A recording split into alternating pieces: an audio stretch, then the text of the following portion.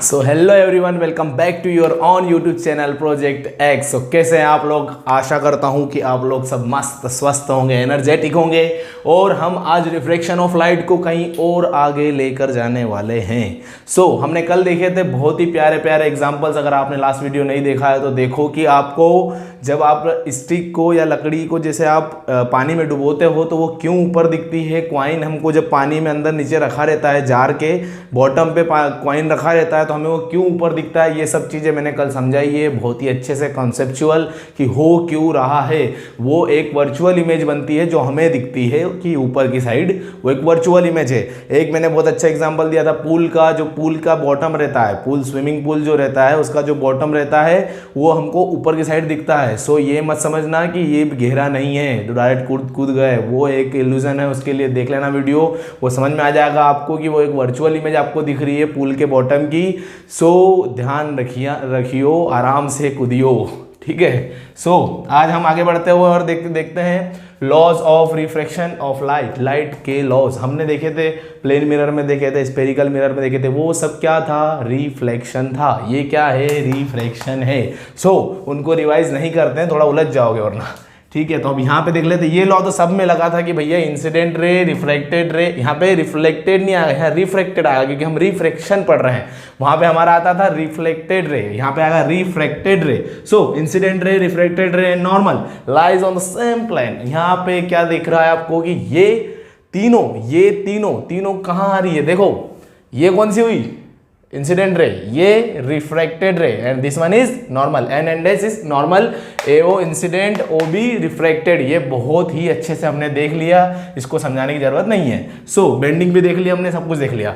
अब इन तीनों की ये बात कर रहा है कि ये तीनों एक ही प्लेन पर लाई करना चाहिए। मतलब क्या? प्लेन मतलब क्या? ये बोर्ड क्या है? प्लेन है। ये दीवार क्या है? प्लेन है। आप जिस जगह बैठे हो, आपकी रूफ से लेके हर जगह, मतलब सीलिंग, रूफ, ये सब क्या है? एक प्लेन है, ठीक है, एक प्लेन है। ये तीनों एक ही प्लेन में है। ये बोर्ड क्योंकि एक प्लेन है, इनके बोर्ड पे हमने तीनों को बनाया है, मतलब तीनों एक ही प्लेन पे लाई कर रही है। इसका मतलब ये हुआ। अब सेकेंड लॉ होता है Snell's law. What is Snell's law? Snell's law 1621 में आया था, ठीक है। Ratio of sine of angle of incident to the sine of angle of incidence. Sine of angle of incidence का रेशियो किसके साथ? Sine of angle of refraction. समझ रहे हो? इंसिडेंट एंगल कौन सा था हमारा? ये वाला जो जो इंसिडेंट रे है वो नॉर्मल के साथ जो एंगल बनाएगी वो होगा एंगल ऑफ इंसिडेंस, ठीक है। एंगल ऑफ रिफ्रैक्शन कौन सा? ये वाला। समझ रहे हो? ठीक है। तो जो एंगल ऑफ इंसिडेंस है उसका रेशियो किसके साथ? Sine of angle of incidence to the sine of angle of refraction. वही होता है हमारा Snell's law, and it is a unitless quantity. ये एक यूनिटलेस क्वांटिटी होती है। समझ रहे हो बात को कैसे? ये है अपना क्या? स्नेल्स लॉ, और जिसके कारण ये हमको पता चला ये होता है रिफ्रैक्टिव इंडेक्स। क्या होता है ये? Refractive index. क्या होता है? रिफ्रैक्टिव इंडेक्स, ठीक है। इसी को हम बोलते हैं रिफ्रैक्टिव इंडेक्स। और रिफ्रैक्टिव इंडेक्स क्या होता है? Sine I by sine are, और sine I by sine r. तो रिफ्रैक्टिव इंडेक्स हमारा क्या होगा? यूनिटलेस होगा, ठीक है। समझ में आ रही बात? क्योंकि ये दोनों क्या है? सेम यूनिट आएगी। इसकी भी साइन है, ऊपर भी नीचे साइन है, तो क्या आएगा? Same unit. और सेम यूनिट अगर अपॉन में रहेगी सेम तो वो कट जाती है, और ये होता है यूनिटलेस। समझ में आ रही बात? ये यूनिटलेस। और वैसे भी जनरली भी आप देखोगे तो साइन के अंदर एंगल कुछ भी रख दो आई, तो साइन की जो वैल्यू रहती है वो -1 से 1 रहती है, ठीक है। साइन की वैल्यू, जो साइन की रेंज रहती है वो -1 से 1 रहती है। आपने मैथ्स में पढ़ा ही होगा। यहाँ पे कुछ भी एंगल रख दो, यहाँ पे कुछ भी एंगल रख दो, वैल्यू क्या आएगी? -1 से 1। तो उसकी कुछ यूनिट आएगी क्या? नहीं, एक न्यूमेरिकल वैल्यू आएगी। वैसे भी सोच सकते हो, या फिर ऐसे सोच सकते हो कि सेम वैल्यूज हैं, सेम थिंग्स है, मतलब ऊपर नीचे, ठीक है। साइन है तो इनकी दोनों की यूनिट तो कैंसिल आउट होना ही है, ठीक है।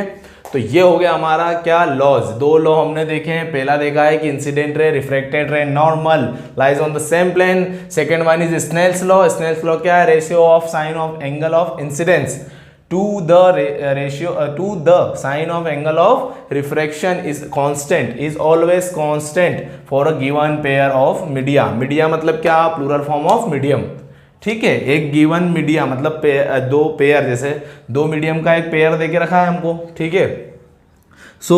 उनमें जो देखा जाएगा रिलेशन, जैसे यहाँ पे किसका किसका है? ग्लास है और एयर है, तो sine of I upon sine of R is always constant, is always constant. बस ये अपने को याद रखना है, ज़्यादा दिमाग लगाना नहीं है। ये इसको हम रिफ्रैक्टिव इंडेक्स को डिनोट करते हैं, ठीक है। ये स्मॉल एन टाइप दिख रहा है, इसी से हम रिफ्रैक्टिव इंडेक्स को डिनोट करते हैं। ओके, सो आगे बढ़ते हैं हम। ओके, चलिए अब एक क्वेश्चन देख लिया जाए, किसके ऊपर, रिफ्रैक्टिव इंडेक्स के ऊपर, ठीक। सो क्वेश्चन है, a beam of light passes from air into a substance X, ठीक है, किसी सब्सटेंस x में जा रही है। If the angle of incident be 72 degree and the angle of refraction be 40 degree, ठीक है। एंगल ऑफ इंसिडेंट कितना देके रखा है 70 डिग्री और एंगल ऑफ रिफ्रैक्शन कितना देके रखा है 40 डिग्री, ठीक है। Calculate the refractive index of the substance, substance का मैं बता रहा हूं आपको कि जो रिफ्रैक्टिव इंडेक्स है वो एक सब्सटेंस की प्रॉपर्टी है, ठीक है। हमने वहां पे भी देखा था कि यार भैया जो लेटरल डिस्प्लेसमेंट होता है, लेटरल डिस्प्लेसमेंट जो होता है लाइट रे का, जब वो इंसिडेंट करती है ग्लास में, ग्लास के थ्रू होके वापस एयर में जाती है, ठीक है। तो जो लेटरल डिस्प्लेसमेंट रहता है वो किस किस पे डिपेंड करता था, इस चीज पर भी डिपेंड करता था, मैंने आपको बताया था रिफ्रैक्टिव इंडेक्स पर डिपेंड करता है, और वो हम आगे पढ़ेंगे। तो ये हम पढ़ रहे हैं अभी, रिफ्रैक्टिव इंडेक्स क्या होता है, sine of I by sine of R जो रहता है वो कांस्टेंट रहता है, और इसी कांस्टेंट को हटाने के लिए हमने कौन सा क्या लगाया, एन लगाया, स्मॉल एन, जिसको हम बोलते हैं रिफ्रैक्टिव इंडेक्स, ठीक है। सो अब हम देखते हैं इस क्वेश्चन को, इस क्वेश्चन की ओर बढ़ते हैं। यहां पे है N equals to sine I by sine R हमारा फॉर्मूला है, ठीक है, sine I by sine R, ठीक। अब देखो ये क्वेश्चन में आपको गिवन रहेगा साइन 72 और साइन ये कितना डिग्री था अपना 40 डिग्री ना, साइन 40 डिग्री, ठीक है। ये दोनों की वैल्यूज गिवन रहेगी आपको क्वेश्चन में, ऐसा कैसा क्वेश्चन पूरा दिया रहेगा। तो आपको क्या करना है, अपना फॉर्मूला ये है, अब साइन आई साइन 72, अब क्या देंगे, साइन आई मतलब आई कितना है, इंसिडेंट 72 है, तो साइन 72 डिग्री अपॉन जो रिफ्रैक्शन एंगल ऑफ रिफ्रैक्शन है वो कितना है 40 डिग्री, तो साइन 40 डिग्री, ठीक है। सो साइन 72 की वैल्यू देके रखी, कितनी देके रखी 0.951 और इसकी देके रखी 0.642, ठीक है। तो ये 600, ये 0 कैंसिल ही हो जाएंगे। अब लिखो 0.951, जीरो तो हटाने, जीरो हटा दो, ठीक है, 951 अपॉन 642, समझ में आ रही बात, ठीक है। ये 0 हट गए। अब देखो ये 600 और ये 900 माना, ठीक है। तो ये बन जा 1 टाइम में फिर पॉइंट लगेगा, ये 300 के लगभग बचेगा, ठीक है। फिर ये 6 पंजा 30 ज़्यादा हो जाएगा ना, तो 6 चौक, ठीक है, 4 जाएगा, तो ये लगभग 9 के लगभग 8, ठीक है।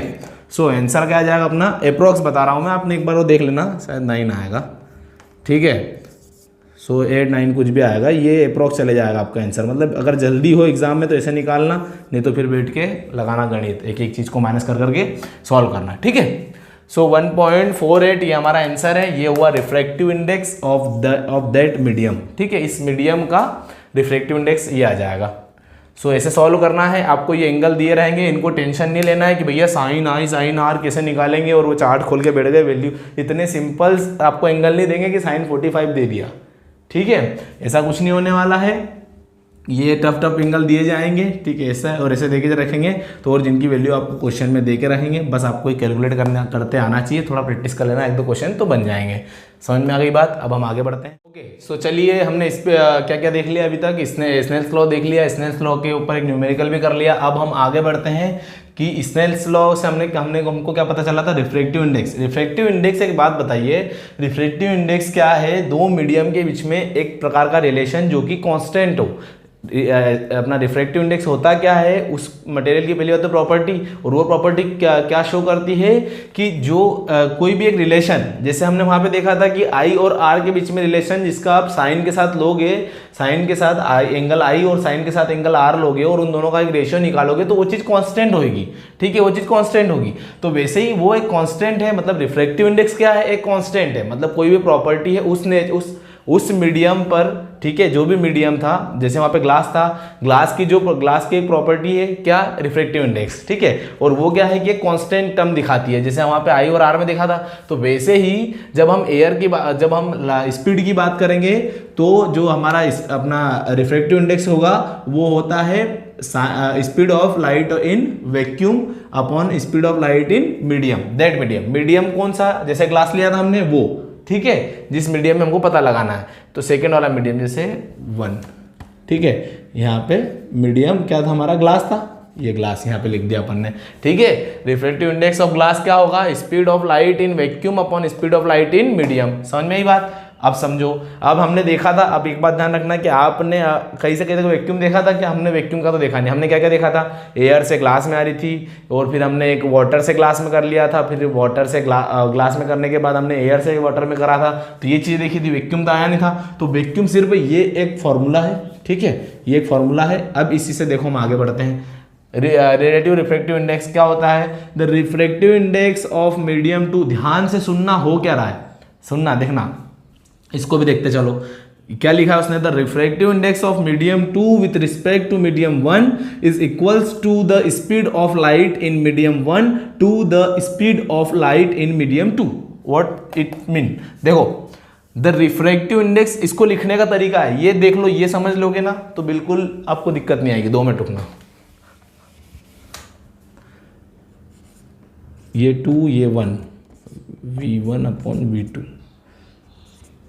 सुनना समझना ध्यान से। देखो यहां जो ये कथा लिखी है ना, ये बता रहा हूं, इस देखो क्या लिखा था, द रिफ्रैक्टिव, देखो the refractive index of medium 2, ये रिलेटिव रिफ्रैक्टिव इंडेक्स की बात हो रही है, ठीक है, ये रिलेटिव रिफ्रैक्टिव इंडेक्स है, ये था रिफ्रैक्टिव इंडेक्स, ठीक है, और वो हमने जो पहले पढ़ा था वो भी रिफ्रैक्टिव इंडेक्स, मतलब रिफ्रैक्टिव इंडेक्स ऑफ ग्लास, तो वो बताया था अपने sine I by sine are, और ये होगा रिफ्रैक्टिव इंडेक्स ऑफ ग्लास की speed of light in vacuum upon speed of light in medium. अब हम पढ़ रहे हैं रिलेटिव रिफ्रैक्टिव इंडेक्स। तो रिलेटिव मतलब क्या है कि 2 मीडियम में रिलेटिव रिफ्रैक्टिव इंडेक्स क्या होगा, तो वो कैसे निकालेंगे, देखो आप, तो इसको पढ़ेंगे कैसे, पहले तो ये समझ लो, ये डेफिनेशन आप यहीं से लिख दोगे, इसको बस ध्यान रखोगे तो ठीक है।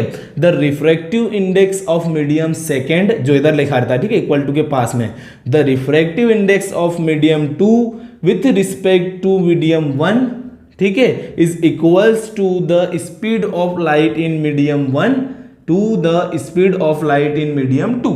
समझ में आई बात। The refractive index of medium 2 with respect to medium 1 is equals to the speed of light in medium 1 to the is equals to the ratio of speed of light in medium 1 with to the speed of light in medium 2। समझ में आई बात। तो ये हुई हमारी ये definition, इसको समझ लोगे तो डेफिनेशन लिख दोगे, याद करने की जरूरत नहीं है, ठीक है। अब लाइट रे कम्स फ्रॉम फर्स्ट मीडियम, एक बात ध्यान रखना, ये था हमारा ग्लास स्लैब, ठीक है, ये हुई थी हमारी लाइट रे, ये हुई थी हमारी बैंड, ये हुई थी हमारी नॉर्मल। समझ में आ रही बात। अब देखो लाइट रे ये हम बता रहे हैं ग्लास का with respect to air, glass का किसके रिस्पेक्ट में बता रहे हैं हम, एयर। यहाँ पे जो ये लिखा है ना, मान लो कि ये है, तो इसको हम कैसा लिखेंगे, अब अगर ग्लास और एयर की बात हो तो ग्लास का बता रहे हैं एयर के रिस्पेक्ट में, और V1 अपॉन V2, तो V1 क्या होगी, जो एयर में लाइट की स्पीड है कितनी है, 3 × 10⁸ मीटर पर सेकेंड, और ग्लास में कितनी है, 2 × 10⁸ मीटर पर सेकेंड। समझ में आ रही बात। तो ANG कैसे डिनोट करोगे इसको, G मतलब जिसके रिस्पेक्ट, मतलब किसके रिस्पेक्ट में, A के रिस्पेक्ट में, और किसका बता रहे हैं हम, G का। रिफ्रैक्टिव इंडेक्स, इसको क्या पढ़ेंगे अपन, refractive index of glass with respect to अपना ये एयर, ठीक है, is equals to the ratio of speed of light in air to the speed of light in glass, and speed of light in air is 3 × 10⁸, and speed of light in glass is 2 × 10⁸। Okay fine. So ये हुई हमारी relative refractive index. What is it, relative refractive index. सो ये भी I think आपको समझ में आ गया होगा। हमने क्या क्या देख लिया, उलझना नहीं है। सेकेंड वाला लॉ है, पहला लॉ तो आपको बिल्कुल समझ में आ गया होगा, सेकेंड लॉ है स्नेल्स लॉ। स्नेल्स लॉ क्या हुआ था कि कोई भी मीडियम है उसमें चीज़ें कांस्टेंट होती है। जैसे देखो रेशियो, मतलब रिलेटिव बता रहे हैं 2 मीडियम के बीच में। तो जैसे स्नेल्स लॉ क्या था, sine I by sine r. I कहाँ पे बनता है, एयर में बनता है, ठीक है, वो नॉर्मल के साथ बना था, ठीक है, ये देख लो, ये यहाँ पे बनता है आई अपना, ठीक है। तो sine I by sine R क्या था, एक कांस्टेंट वैल्यू थी, ठीक है। तो वो क्या हुआ कि रिफ्रैक्टिव इंडेक्स ऑफ ग्लास किसका हुआ, रिफ्रैक्टिव इंडेक्स ऑफ ग्लास। अब हमने यहाँ पे देखा कि रिफ्रैक्टिव इंडेक्स ग्लास हम स्पीड से भी निकाल सकते हैं। तो कैसे निकाला, speed of light in vacuum how much, ये भी उतनी होती है 3 × 10⁸, ठीक है। ये 3 के पॉइंट में आता है और ये एयर से थोड़ा सा ज़्यादा जाता है, एयर मतलब अप्रॉक्सीमेट सेम रहते हैं, एयर से ज़्यादा रहती है यहाँ पे स्पीड, ठीक है। तो speed of light in vacuum upon speed of light इन क्या अपना ये ग्लास, जब भी मीडियम ग्लास है इसलिए तो मीडियम, ठीक है, यहाँ पे नहीं तो मीडियम आएगा, समझ में आ गया। तो ये हुआ रिफ्रैक्टिव इंडेक्स। रिफ्रैक्टिव इंडेक्स दो तरीके से निकाला। अब हम निकाल रहे थे relative refractive index. Relative refractive index क्या होता है, ये याद रखना है, इसको नहीं, यहां सब डेफिनेशन एक बार और बना लेते हैं। The speed of the refractive index of medium 2 with respect to medium 1 is equals to the ratio of speed of light in medium 1 to the speed of light in medium 2। समझ में आ गई बात, ये भी क्लियर हो गया, ये definition clear हो गई। और लाइट रे हमेशा कहां से आएगी, फर्स्ट मीडियम से आएगी। कहां से आएगी, फर्स्ट मीडियम से लाइट रे एंटर करेगी। समझ रहे बात, क्योंकि जो इधर लिखा रहेगा उसका हमको पता लगाना है, मतलब उसमें लाइट रे आ रही है। जैसे इधर क्या लिखा है, 2 लिखा है, तो सेकेंड मीडियम का रिफ्रैक्टिव इंडेक्स हम पता कर रहे हैं किसके रिस्पेक्ट में, फर्स्ट मीडियम के रिस्पेक्ट में। और फर्स्ट मीडियम से क्या आ रही है, आपकी लाइट रे एंटर कर रही है, लाइट रे आ रही है और एंटर किस में कर रही है, सेकेंड मीडियम में।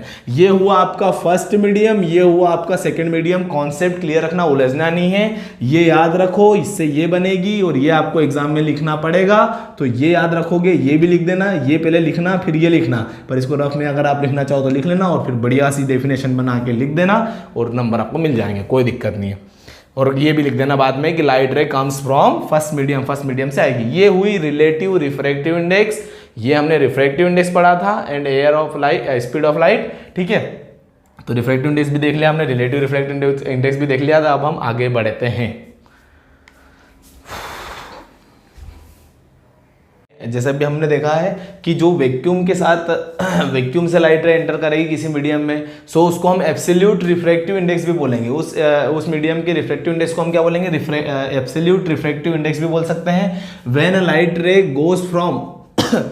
goes from vacuum to another medium, then the value of refractive index called absolute refractive index। क्या बोल सकते हैं, refractive index, absolute refractive index होता है वो, और ऐसा कुछ होता नहीं है। पहली बात तो ये सिर्फ ये डेफिनेशन है एब्सोल्यूट रिफ्रैक्टिव इंडेक्स की। ये बात आपको समझ में आ गई होगी कि भैया रिफ्रैक्टिव इंडेक्स तो आपको पता ही क्या होता है कि किसी मीडियम मतलब स्पीड ऑफ लाइट का है ना, स्पीड ऑफ लाइट का किसी मीडियम में अपॉन स्पीड ऑफ लाइट, मतलब speed of light in vacuum upon speed of light in medium, ठीक है। ये चीज़ तो आपको पता ही है।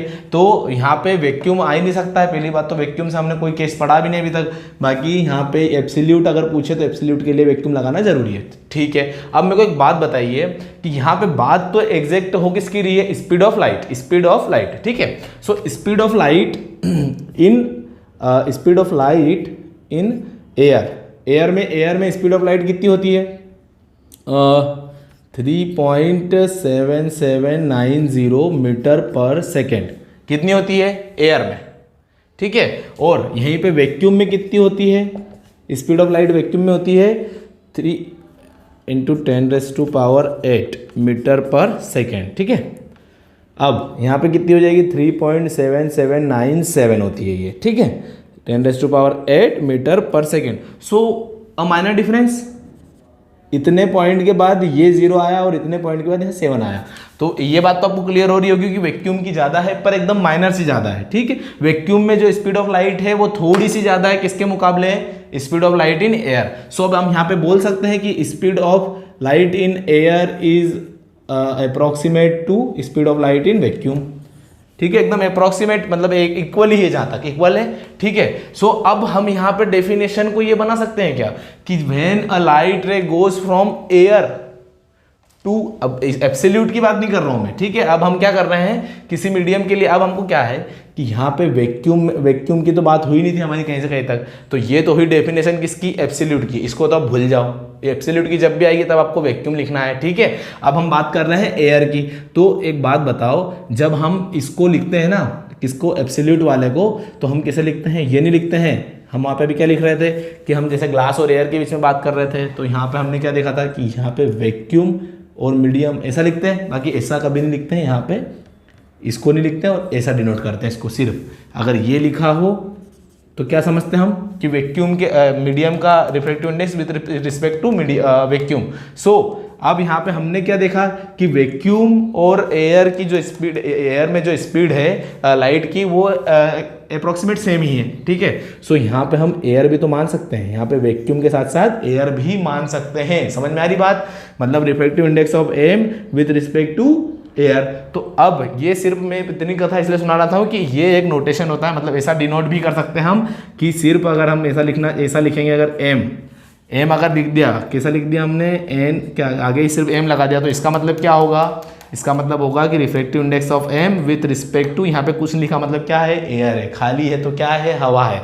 तो with respect to air, with respect to air, ठीक है। क्वेश्चंस की ओर, ठीक है, रिफ्रैक्टिव इंडेक्स से रिलेटेड और एक क्वेश्चन देखते हैं हम।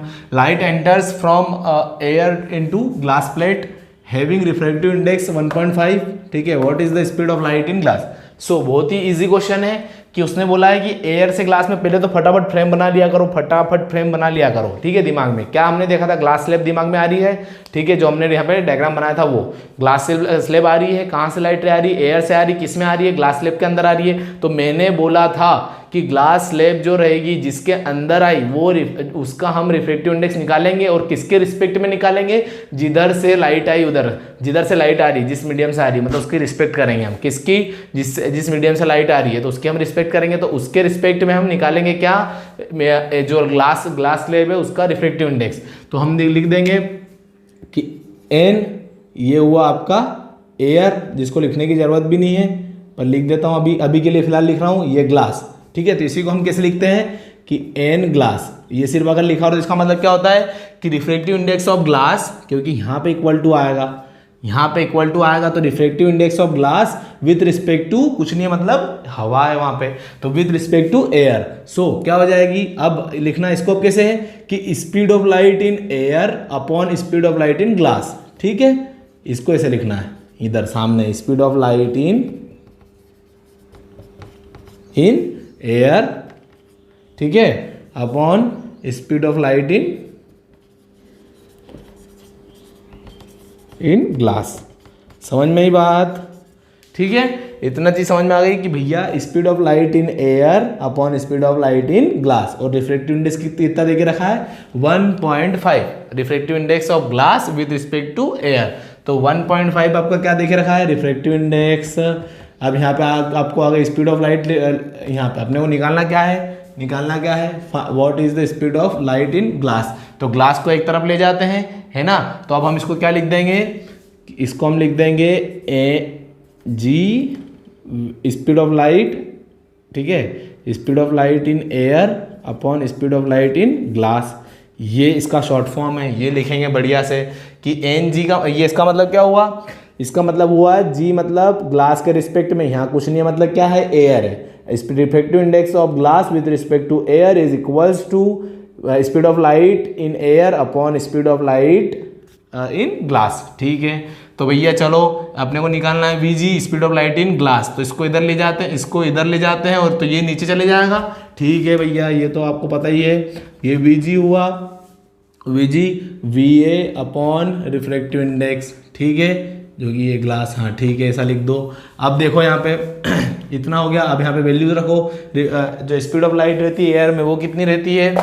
स्पीड ऑफ लाइट रहेगी आपकी v g equals to, speed of light हो जाएगी अपनी 3 × 10⁸, और जो अपनी रिफ्रैक्टिव इंडेक्स कितना देख रखा? 1.5, ठीक है। और इसकी यूनिट क्या है? ऊपर मीटर पर सेकेंड। इसकी यूनिट क्या है? ये यूनिट लेस है। बिल्कुल समझ में आ रही बात? ये यूनिट लेस है क्योंकि रिफ्रैक्टिव इंडेक्स से सेम क्वांटिटी यूनिट्स कट जाएगी, तो वहाँ से ये यूनिट लेस हो गया। ये हमने देख चुके हैं, ये स्पीड ऑफ लाइट है, स्पीड ऑफ लाइट की यूनिट क्या होगी? मीटर पर सेकेंड, और ये हम निकाल रहे हैं speed of light in glass. So समझ में आ गई बात? अब ये पॉइंट हटा, इधर 0 बढ़ा, पॉइंट हटा, इधर 0 बढ़ा, तो क्या आ जाएगा? 3 × 10⁹ बात समझ में आई? 3 × 10⁹ की जगह अब ये कर दो 3 × 10⁸, ठीक है। ये समझ में आ गया? ये हमने ये 10 को इधर आगे लिख दिया, ओके, ये आ गया यहाँ पे हमारा 15। तो 15 क्या हो जाएगा 5 2 ज़ा 10, 5 3 ज़ा 15, ठीक है, 3 से 3 कैंसिल हो जाएगा। तो सो हमारा आंसर क्या आ जाएगा 2 × 10⁸ और मीटर पर सेकेंड यूनिट थी तो यूनिट रहेगी। सो समझ में आई क्या है हमारा speed of light in glass 2 × 10⁸ metre पर सेकेंड। सो ये बहुत ही प्यारा क्वेश्चन था और बहुत ही सिंपल था, आपको समझ में आना चाहिए। बस याद रखना कि ये चीज कैसे लिखेंगे, इसके रिस्पेक्ट में क्या चीज आएगी, मतलब ग्लास का निकाल रहे विद रिस्पेक्ट टू एयर, तो यहां से हमको लिखने चालू करना है। जो सामने लिखेंगे ना इक्वल टू के बाद, तो ये आएगा पहले speed of light in air, upon में आएगा ये speed of light in glass. ये बहुत ही अच्छे समझ में आ गया आपको। ओके, अब हम देखते हैं the refractive index depends on the nature of the material of the medium and on the wavelength और कलर ऑफ द मीडियम। देखो लाइट जो अपना रिफ्रैक्टिव इंडेक्स है किसी मीडियम का, तो पहली बात तो नेचर ऑफ द मीडियम के नेचर पे डिपेंड करेगा, ठीक है। जैसे ग्लास में आता तो ग्लास कैसा मीडियम है, ठीक है, उसके ऊपर डिपेंड कर जाएगा हमारा रिफ्रैक्टिव इंडेक्स। सेकंड क्या है कि ऑन द वेवलेंथ, जो लाइट रे आ रही है उसका भी कैरेक्टर है भाई। दो चीज की वजह से तो रिफ्रैक्टिव इंडेक्स यहाँ पे हमको हर चीज कांस्टेंट रिफ्रैक्टिव इंडेक्स कैसे मिल रहा है भैया कि दो चीजें हैं, एक तो लाइट रे आ रही है, ठीक है, तो उसकी वेवलेंथ क्या है भैया, उसके बारे में भी तो जांच पड़ताल होना चाहिए कि यार लाइट रे कैसी क्या आ रही है। समझ में आया, अलग अलग वेवलेंथ की लाइट रे रहती है, कैसी लाइट रे आ रही है क्या पता।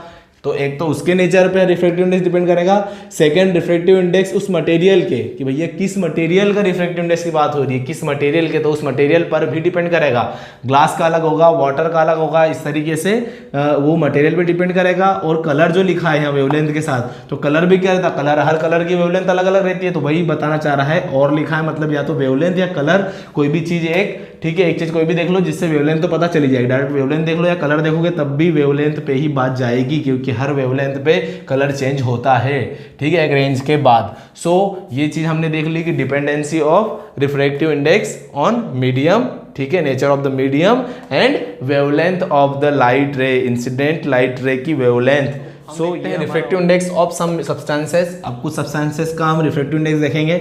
सो सबसे पहले हम देखेंगे एयर का कितना है 1.003, then ice 1.31 and then water, then diamond. So what you observe here, आपने यहाँ पे क्या ऑब्जर्व किया है, देखो यहाँ पे इस हमको क्या होता है, रिफ्रैक्टिव इंडेक्स क्या होता है हमारा किसी सब्सटेंस का कि speed of light in air upon speed of light in that medium. So speed of light in that medium मतलब क्या कि speed of light in that medium मतलब नीचे आ रहा है स्पीड इन मीडियम, और स्पीड ऑफ, अब speed of air, speed of light in air जो रहेगी वो तो सबके लिए सेम रहेगी। सो डिपेंडेंट किस पे, ये वैल्यूज जो है वो किस पे डिपेंडेंट है, speed of light in medium that medium. So सबसे पहले हम एयर की बात कर रहे हैं, तो एयर के लिए एयर में जो यहाँ पे रहेगी स्पीड, ठीक है, एयर में जो यहाँ पे स्पीड रहेगी उससे हमारा ये आया। अब हम आएंगे आइस पे, तो अब एक बात बताओ मेरे को कि यहाँ पे वैल्यू छोटी रखाएगी या बड़ी रखाएगी, जो एयर में स्पीड थी उससे तो कम रहेगी, तो यहाँ पे वैल्यू कम, यहाँ पे कम वैल्यू रखाएगी, तो ओवरऑल वैल्यू क्या रहेगी, बड़ी आ जाएगी हमको, क्योंकि जितनी कम नीचे जितनी छोटी वैल्यू रखोगे उतना बड़ा ओवरऑल आंसर बड़ा आएगा। सो क्योंकि ये डिवाइड हो रहा है, ठीक है, नीचे है तो नीचे की वैल्यू कम रहेगी तो ओवरऑल बड़ी वैल्यू आएगी, तो इससे ये बड़ा है। फिर वाटर में स्पीड और कम होगी तो ये और बड़ा आ जाएगा, और डायमंड सबसे ठोस हो जाएगा तो डायमंड में और स्पीड कम हो जाएगी तो ये आ जाएगा। सो अब हम आगे देखते हैं diamond is very high refractive index because the speed of light in diamond is very high. Diamond में स्पीड ऑफ लाइट बहुत ज़्यादा होती, वेरी लो, ठीक है, तो डायमंड में स्पीड ऑफ लाइट जो है बहुत कम होती है, उसी के कारण जो रिफ्रैक्टिव इंडेक्स होता है डायमंड का वो बहुत ज़्यादा होता है। समझ में आ रही बात, डायमंड का रिफ्रैक्टिव इंडेक्स क्यों ज़्यादा होता है, क्योंकि हमारे रिफ्रैक्टिव इंडेक्स का फॉर्मूला क्या है, speed of light in air upon speed of light in medium. So medium हमारा क्या है, डायमंड, तो डायमंड में स्पीड ऑफ लाइट क्या रहेगी, बहुत कम, तो यहाँ पे सबसे छोटी, एकदम छोटी वैल्यू आएगी। सो ये ओवरऑल वैल्यू क्या रहेगी, बड़ी रहेगी। सो हमारी जो रिफ्रैक्टिव इंडेक्स रहेगा वो हायर रहेगा, रिफ्रैक्टिव इंडेक्स कैसा मिलेगा, हायर मिलेगा, ठीक है। अगला पॉइंट देखते हैं, if any two medium material या मीडियम बोल लो optically same then there is no bending of light. So मतलब समझ रहे हो, ऑप्टिकली सेम मतलब जिसका रिफ्रैक्टिव इंडेक्स भी सेम हो, सारी चीजें सेम हो। ऑप्टिकली सेम मतलब प्रकाशित तरीके से, प्रकाशित तौर पर ये दो मटेरियल जो है, दो सब्सटेंस जो हैं वो इक्वल है अगर, तो वहां पे बेंडिंग ऑफ लाइट होगी क्या, नहीं होगी, क्योंकि मान लो कि ग्लास स्लैब जो हमने एयर से ग्लास में डाला, ठीक है, एयर से आई लाइट रे और ग्लास में गई, तो क्या हुआ, बेंडिंग हुई, वहां पे डेंसिटी डिफरेंस आया, सब कुछ डिफरेंस आया। अब मान लो हमने वहां पे ग्लास लगा दिया या या फिर ग्लास के साथ ऐसा सब्सटेंस लगा है जिसका रिफ्रैक्टिव इंडेक्स ग्लास के बराबर ही हो, ठीक है, तो बेंडिंग होगी क्या, नहीं होगी, जैसे लाइट आई वैसी की वैसी निकल जाएगी। समझ में आ रही बात, ठीक है। बेंडिंग हो ही किसके कारण रही थी कि वो पार्टिकल्स की मोशन में डिफरेंस आ जाता था स्पीड में, जो अंदर चले गया वो स्पीड कम हो जाएगी, जो बाहर वाला था उसकी स्पीड ज़्यादा हो जाएगी। अब मेरे को एक बात बताओ, दोनों का रिफ्रैक्टिव इंडेक्स सेम है, सब कुछ सेम है, तो फिर वहाँ पे स्पीड डिफरेंस आ ही नहीं सकता, और स्पीड डिफरेंस आएगा ही नहीं तो बेंडिंग होगी नहीं, जहाँ पे रिफ्रैक्शन होगा ही नहीं, ठीक है।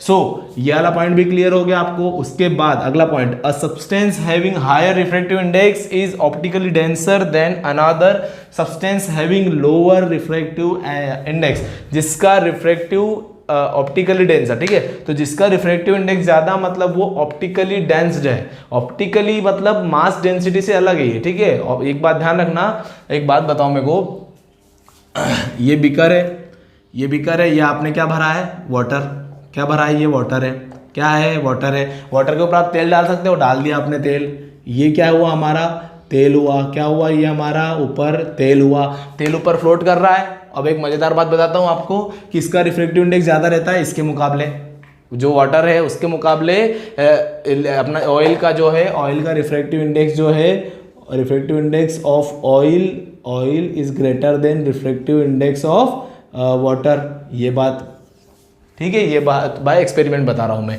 कि जो रिफ्रैक्टिव इंडेक्स ऑफ ऑयल है वो रिफ्रैक्टिव इंडेक्स ऑफ वाटर से ज़्यादा है। समझ में आ रही बात। उसके बाद भी जो हमारा ऑयल है और पर ये रिफ्रैक्टिव इंडेक्स की बात हुई, तो ये किस पे डिपेंड करता है, ऑप्टिकल डेंसिटी पे। तो मतलब ऑप्टिकल डेंसिटी किसकी ज़्यादा होगी, ऑयल की ज़्यादा होगी, किसके मुकाबले, वाटर के। पर हमको ये पता है कि जो मास डेंसिटी रहती है वो किसकी ज़्यादा रहती है, वाटर की ज़्यादा रहती है, किसके, ऑयल के। तो यहाँ से हमको एक चीज़ समझ में आ गई है कि ऑप्टिकल डेंसिटी और मास डेंसिटी दोनों अलग अलग चीज़ें होती है, दोनों अलग अलग टर्म्स हैं। क्योंकि यहाँ पे देखा हमने इस केस में ये ऑयल था, ये वाटर था, यहाँ पे हमने देखा refractive index of oil is greater than refractive index of water. आपको चाहे तो निकाल लेना, ठीक है, स्पीड देख लेना, दोनों में नेट पे मिल जाएगी आपको, निकाल लेना, तो आपको रिफ्रैक्टिव इंडेक्स ऑयल का ज्यादा मिलेगा, वाटर का कम मिलेगा। सो आपको ये कम, ये ज्यादा मिल गया और रिफ्रैक्टिव इंडेक्स ज्यादा है किसका, ऑयल का। तो क्या होगा कि यहाँ पे ऑप्टिकल डेंसिटी भी किसकी ज़्यादा, किसमें ज़्यादा होगी, ऑप्टिकल डेंसिटी किसकी ज़्यादा होगी, ऑयल की ज़्यादा होगी। सो ऑयल की ऑप्टिकल डेंसिटी ज़्यादा है, पर मास डेंसिटी की बात करें तो मास डेंसिटी किसकी ज़्यादा है, वाटर की ज़्यादा है, ऑयल की कम है। तो यहाँ से ये अंतर हमको पता चल गया, ये डिफरेंस हमको पता चल गया। सो अब हम आगे बढ़ते हैं। मतलब ये वाला पॉइंट आपको आई थिंक समझ में आ गया होगा कि the substance having higher refractive index is equals to is optically denser. मतलब जिसका रिफ्रैक्टिव इंडेक्स ज़्यादा उसकी वो ऑप्टिकली डेंसर हो गया, और जिसका रिफ्रैक्टिव इंडेक्स कम वो ऑप्टिकली लेस डेंसर होगा, या फिर ऑप्टिकली, है ना, उसके इसके मुकाबले, मतलब दोनों का कंपैरिजन चलेगा।